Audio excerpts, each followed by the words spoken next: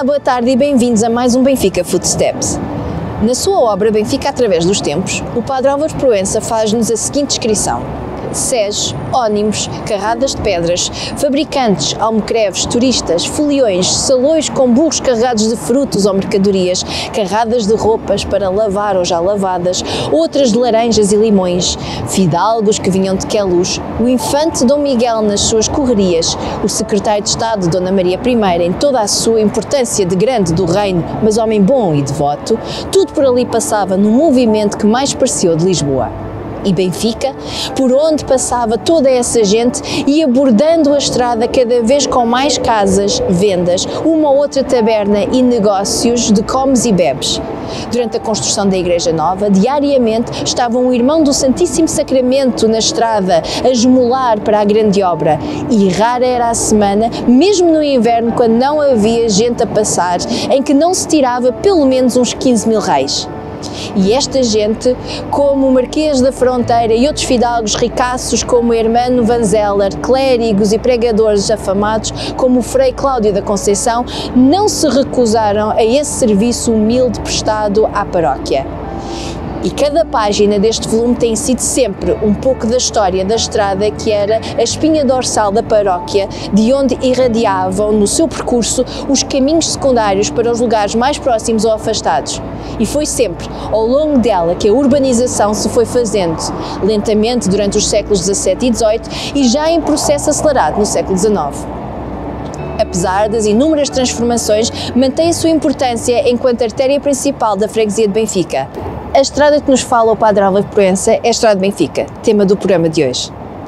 A cidade de Lisboa é composta por uma complexa rede de infraestruturas que lhe conferem não só a importância que tem no seio da área metropolitana, como também no seu crescimento, desenvolvimento e consolidação enquanto cidade. Os chamados eixos históricos desempenham um papel fundamental no desenvolvimento das grandes cidades e Lisboa não foi exceção, identificando 7 eixos principais, 2 ribeirinhos e 5 para norte. Os eixos ribeirinhos partem do Terreiro do Paço, um com sentido para o ocidente até Algés, com destino a Cascais, e outro com sentido para o oriente, para Chabregas, ligando a cidade a Sacavém. O primeiro eixo para norte liga a Praça do Martim Muniz ao Lumiar, seguindo para Louros. O segundo faz a ligação das portas de Nossa Senhora da Graça à Portela. Um terceiro une as portas de Santa Catarina a Alcântara, encontrando-se aí com o percurso ribeirinho para Cascais. Porém, tomando a direção do Palácio da Ajuda, que segue então até o limite administrativo, fazendo ligação com o concelho de Oeiras. Um quarto que sai das portas do Santo Condestável para ligar às portas de Campolide e, por fim, o eixo que liga às portas de Santo Antão, adjacente ao Rossio, a Benfica, que por seu turno continua para a Vila de Sintra, criando ainda uma bifurcação para o lugar de Carnide. As portas de Santo Antão no século XVII eram consideradas uma das principais entradas e saídas da cidade. O percurso completo do eixo, que começava nas Portas de Santo Antão, seguia pela Rua das Portas de Santo Antão, pela Rua de São José, pela Rua de Santa Marta, Rua de São Sebastião da Pedreira, seguindo pela Rua Doutor Nicolau Betancourt, Praça de Espanha e Rua Professor Lima de Bastos, seguindo então pela Rua Marechal Humberto Delgado e Estrada de Benfica, terminando nas Portas de Benfica. O eixo atravessa um total de 5 freguesias, a de Santa Maria Maior, Arroios, Santo António, Avenidas Novas, São Domingos de Benfica e Benfica, num traçado que existe desde a expansão da cidade, além das muralhas fernandinas, até aos dias de hoje, praticamente inalterado ao longo dos tempos. A Estrada de Benfica tem o seu início em Sete Rios, junto ao Jardim Zoológico, e termina nas Portas de Benfica, marcando o fim da cidade de Lisboa e fazendo fronteira com a Amadora. Na sua gênese, prefazia o início da Estrada Nacional 249, que ligava Lisboa a Sintra, e originalmente começava em São Sebastião da Pedreira. Com o passar do tempo e o adensar da urbanização, o troço desde São Sebastião da Pedreira a Sete Rios passa a ter denominação e sinalização própria, desanexando-se deste modo do resto da via. Mais tarde, quando a construção da segunda circular, o troço urbano da Estrada Nacional 249 foi desclassificado e o seu início passou a localizar-se nas Portas de Benfica. Hoje, o troço final da Estrada de Benfica entra na freguesia na zona do Fonte Nova. As quintas, que marcavam a paisagem desta área, foram sendo destruídas, dando lugar a uma construção distinta. Os eixos viários e pedonais existentes foram interrompidos.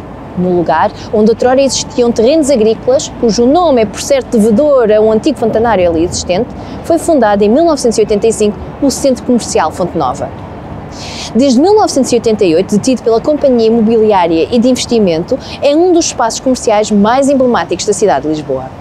Na década de 60 do século XX, com a construção da segunda circular de Lisboa e do viaduto sobre a estrada de Benfica, esta zona sofreu uma profunda alteração e a área foi sendo ocupada por um parque de estacionamento informal que acabou por cobrir toda a sua extensão.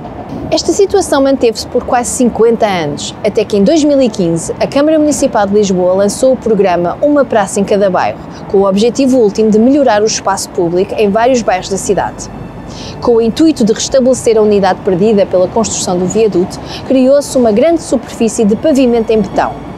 No seu interior, criaram-se zonas de estadia e lazer em pontos específicos através de ilhas que pontuam o espaço.